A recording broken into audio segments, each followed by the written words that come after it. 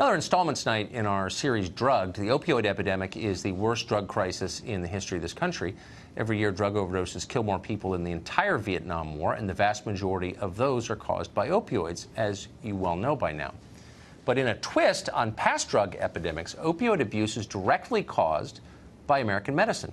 Huge quantities of opioid painkillers are prescribed every year, and that has created millions of addicts. Not everyone is convinced, though, that painkillers are to blame. Dr. Steve Stanos is president of the American Academy of Pain Medicine, and he joins us tonight. Doctor, thanks for coming on. I appreciate it.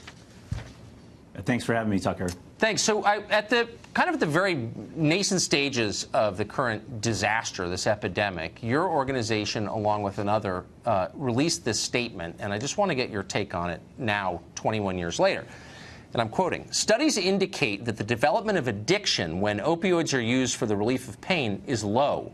Furthermore, experience has shown that known addicts can benefit from the carefully supervised, judicious use of opioids."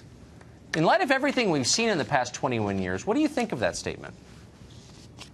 Well, I think we've learned a lot over the last 20 years around pain management. Going back to that statement, it was stated that the risk for addiction was low. I think over time we've seen that there is a risk for addiction with patients, and it's still a problem, but using medications with the wrong patients that develop an addiction problem or misusing the medicines can lead to all sorts of problems. But the studies more recently have shown that the risk of addiction from starting with pain, separate from having a substance abuse problem, is from at least 10% or a little higher than that. So it's low, but it's still significant. So we really need to be careful in who gets these medicines and deciding if these are effective therapies. I think what's important, Tucker, is that really pain management isn't synonymous with opioid management. You know, there's so many other options for our patients. If you take three steps back, here you have physicians who I think are almost universally trusted by people. We're trained to trust them. Their job is to heal us. Right. Basically telling people to take more opioids, and now we have tens of thousands of dead and whole communities destroyed, and the middle class life expectancy literally shrinking because of this. And it's like, oh, sorry, we were wrong. Wouldn't a more functional society punish people who said something like that?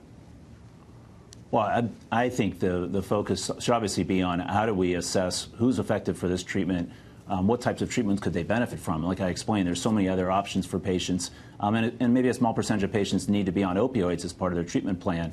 But I'm not sure about accusing who was wrong or right. Well, I mean, really I guess that's why I'm saying this. So, I mean, there are all kinds of mistakes that people make, and, you know, most of them are in good faith.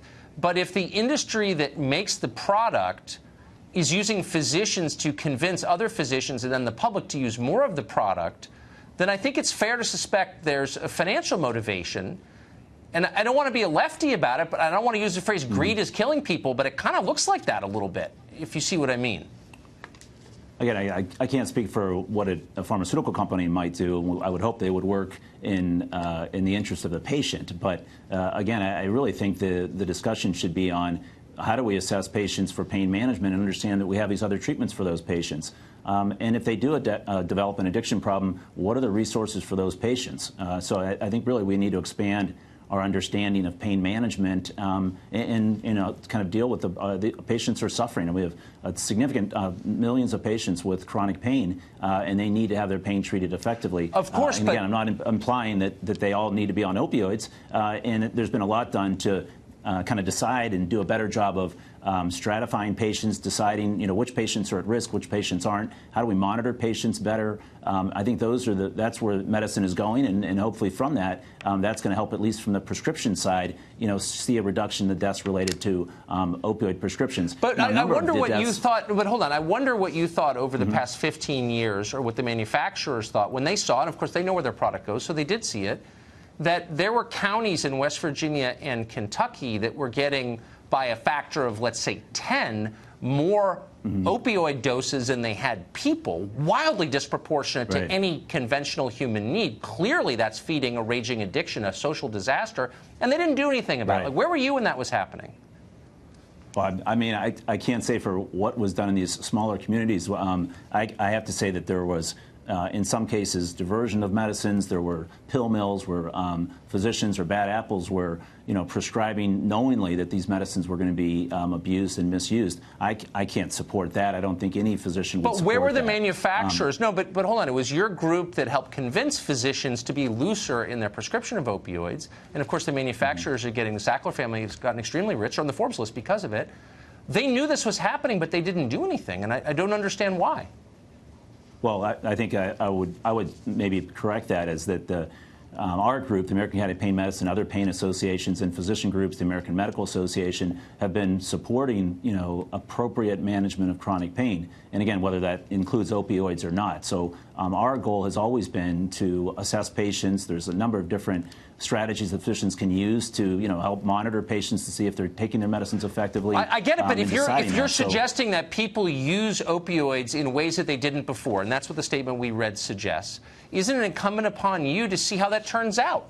So you see, massive amounts of hydrocodone are going to some pharmacy in Florida or Wheeling, West Virginia. Don't you get on the phone with the federal government and say, whoa, whoa, whoa, there's something wrong here? But no one did that. Yeah, Tucker, I'm not sure what happened at the federal level or at the state level to, to kind of be more aware of this criminal activity that was going on around that. Again, our focus was really and has been to really push for better treatment of chronic pain. Okay. Doctor, thank you for joining us. I appreciate it.